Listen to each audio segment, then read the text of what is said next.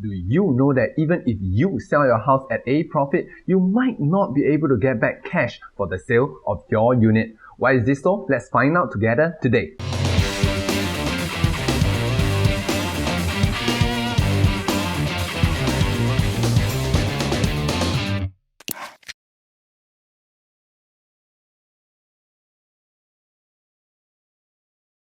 Hi, Ryan Casey here from Home Quarters, and at Home Quarters, we specialize in customized marketing strategy to properly expose your unit for sale. Right, and today we explore why some people will not get cash even after selling off their house at a profit. This effect is mainly due to CPF accrued interest. So what exactly is the definition of a CPF accrued interest?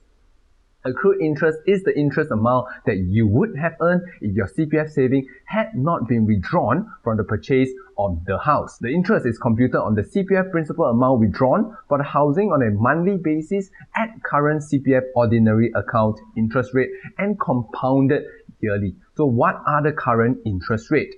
Currently, in 2020, CPF ordinary account interest rate stands at 2.5% per annum, but if you have used your CPF saving between January of 1995 to June 1999, it could go as high as 4.41% per annum. So what is the impact of the CPF accrued interest, you may ask? Firstly, if your house is not fully paid off, you have a loan interest, be it HDB loan or bank loan, that you have to pay. And for example, if you took up a HDB loan, it will be 0.1% above the current CPF OA rate, which currently adds up to 2.6%.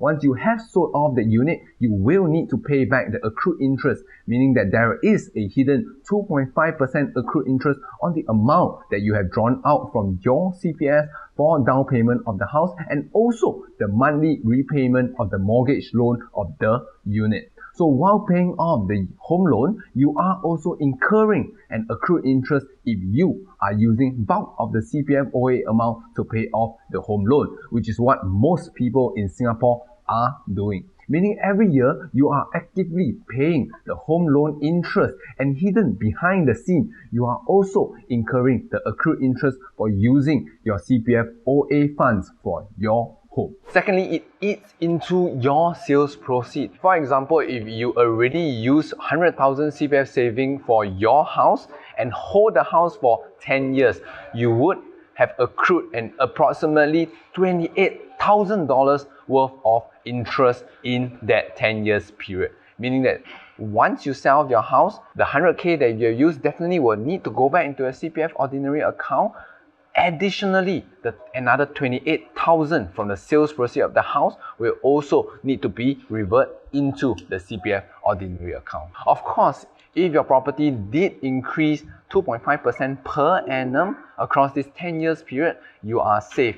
But if, let's say, your property did not increase or stay stagnant, then essentially you are losing 2.5% per annum of money, cash, that have to go into your CPF until you retire. For some of you, very early on, you have already paid off your mortgage loan using your CPF saving. And does that also impact you?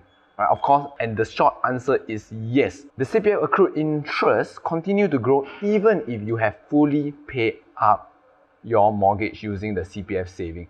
This is as long as you are still holding on to the HDB flat, meaning that if, let's say, 10 years ago, you have already fully paid up the HDB using a CPF saving, that means there exists a 10 years of accrued interest on the amount that you have used. So what should you do, right, considering the information that I have just told you? Right, you have two things you can do. One is take action. Secondly is don't take any action. Right, let's explore the fact that you don't take any action and stay at the status quo. It is okay to not take any action, and CPF accrued interest is really not that scary, considering this is probably your last housing and you have no immediate need to want to upgrade or right size or need any money from the house that you are staying in right now. Secondly, for some of newlywed young couples, they are not able to come up with a lot of cash for the purchase of their home, and using of the CPF saving is inevitable. So doesn't matter, right? Because you need a roof over your head, use your CPF housing, and then let the CPF accrued interest grow. If you want to do something about it, you could actually sell off your current place and then choose to buy another similar place while using more cash for this purchase. If let's say the house is too big or too small for your needs right now, you can sell it off, buy another bigger one using more cash. Or alternatively, buy a smaller unit using full cash for the purchase, then leaving your CPF saving alone, and thus the money inside your CPF saving will then grow at the normal 2.5% per annum basis, and you will not incur any accrued interest in the meantime. This comes to the end of the episode today. Hope to see you on the next episode.